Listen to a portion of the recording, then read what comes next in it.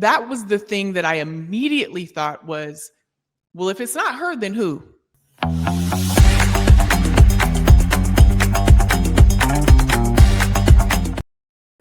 Welcome to We Need to Talk Now, presented by AT&T. I'm Alicia J, and I'm here with Erica L. Ayala. And we had to jump on, y'all, because there was some news that dropped today that I don't think a lot of people saw coming. I know I was one of them that didn't, but New York Liberty announced that Sandy Brondello's contract will not be renewed for the 2026 season. And just a little background on Brondello for those who may not know. 107 wins to 53 losses in 4 seasons, the winningest coach in Liberty history. And of course, they won the championship last year. They were out in the first round this year. There's been a lot of reaction here, Erica. And what was your reaction? Are you shocked by this? I am. I will say that shocked, but maybe not completely surprised. And that's only because, I mean, in the New York market, any little blip and a coach, a player, a GM, there's a lot of conversation and fodder, right, around what needs to happen because, New York is seen as this championship town and is in some ways, but the expectations, whether the performance is where it needs to be for championships, the expectation is always there. And so a team that was struggling so mightily had as many injuries as they did, with both Jonquel Jones and Breanna Stewart having 13 consecutive games missed. I mean, that's huge. That's decimating their backcourt. That being said, and I've said this before, the injuries didn't seem to be the entire story of the New York Liberty. And I do think that mental fatigue can come from physical fatigue or just working yourself back. Even if you're cleared physically, that doesn't always mean that your mind and body are connected and that you can execute in the way you were able to pre-injury. So I just want to leave space for that. However, this team was not rebounding particularly well. Early on, they were having trouble at the free throw line. We saw some players missing, easy shots and baskets. To me, that pointed to a lot of fatigue. Now, while none of those things are quite literally in the final control of the coach, we do know that those are things that can get a coach dismissed. And that seems to be the case here, Alicia, with New York. Yeah, there was also some things that I saw where people were questioning, whether the players had her back and those types of things. And of course, we don't know because we have not heard from a lot of them. However, we did hear from Breanna Stewart. She said that she has, excuse me. However, we did hear from Breanna Stewart. She said that she has our back and we have hers. It wasn't easy for anybody, but she came in every day with a positive attitude and a mindset to put us in our best position possible. So we're not going to be a team that points fingers. So we have Sandy's back. And that was on Friday. This was before all of this went down for sure. But those sentiments, I would hope and believe that she meant them when she said them. So it's definitely something that points to at least Stewie having her back for sure. And so that conversation that I've been hearing, I don't know if I would side with that, just given what we've seen. What are your thoughts on maybe the players not wanting Sandy back in some way, shape, or form? Well, I mean, from the players who've been outspoken, it seems that is a farce. And again, those things have been bubbling up prior to the announcement that we received that she would not be renewed, her contract would not be renewed. But again, I chalk some of that up as the New Yorker on the podcast. I chalk some of that up to being the New York market. And it's an extremely demanding market. And you're coming off of a championship and you get ousted in the first round. People are going to ask some questions. But what I will say is, and as you said, that came out on Friday. I wrote on CBSSports.com a little bit about the New York Liberty and this season, included that quote from Breanna Stewart. But we also heard from Natasha Cloud and reporters who were at that game 3 in Phoenix, because the New York Liberty opted not to do media exit interviews. From my understanding, the players still did exit interviews with the organization, and that's when Brondello was made aware that she would not return.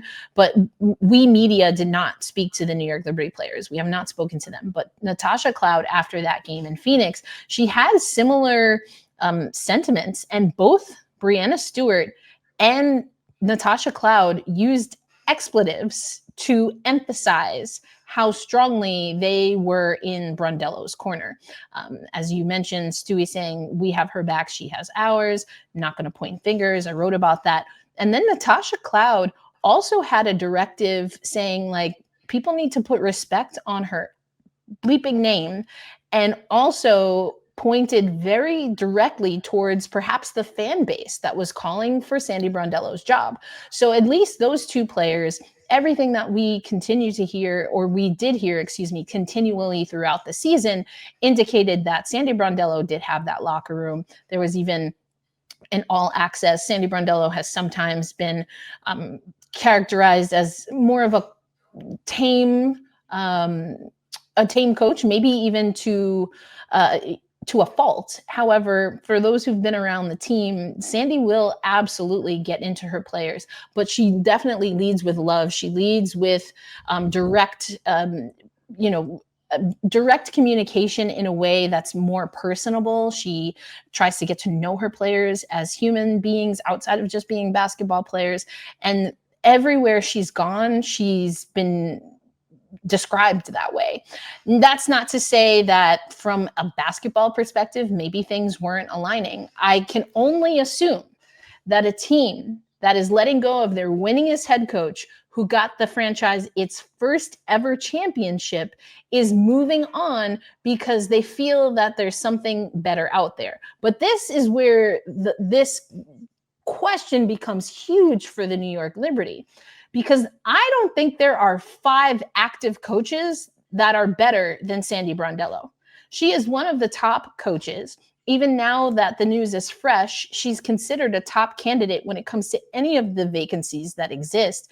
And so the question becomes, is New York going to go the way that we saw Chicago, or even Dallas go, by getting a first-time head coach? We've seen New York do that before. It didn't work out with Walt Hopkins, who predated and was a predecessor to Sandy Brondello. So you have a team that, yes, underperformed in 2025, but they won a championship in 2024, and I think are still in their championship window. So who are you going to get that is going to be better suited than Sandy Brondello to utilize this roster, assuming that it's pretty similar to the way it was constructed in 25, to get them to another title, which I can only imagine, right, Alicia, is the goal? Well, it is the goal. It's the goal of every team. It should be. If it's not, okay, let's be clear there. That's a whole nother conversation. However, that was the thing that I immediately thought was, well, if it's not her, then who? You know, if you don't have a list of people or a person in mind that you already know that you want to come in and be the head coach of this team, then why are you letting her go? Because she is that candidate that you would go after normally in a situation like this, right? So that was my reaction, you know, of course, was like, whoa, wait a minute. But then also, who is it going to be then? Because if you're going to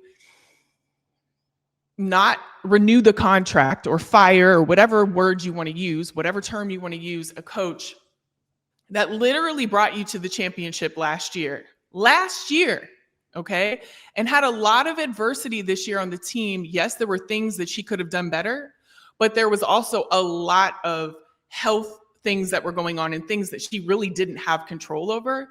And literally the year before that, she's winning the championship. So if it's not her, you better have somebody already locked in to come into that spot if you don't. Yeah. And, you know, there's a few different ways to look at this. Maybe they do have a singular person in mind, and that's why this move happened what seems to be swiftly. And don't forget, not only did they win a championship in 2024, but Sandy Brondello got them to the finals with a brand new starting roster in 2023, where they went toe-to-toe with the Vegas Aces. And that was a breeding ground to have them be successful in 2024.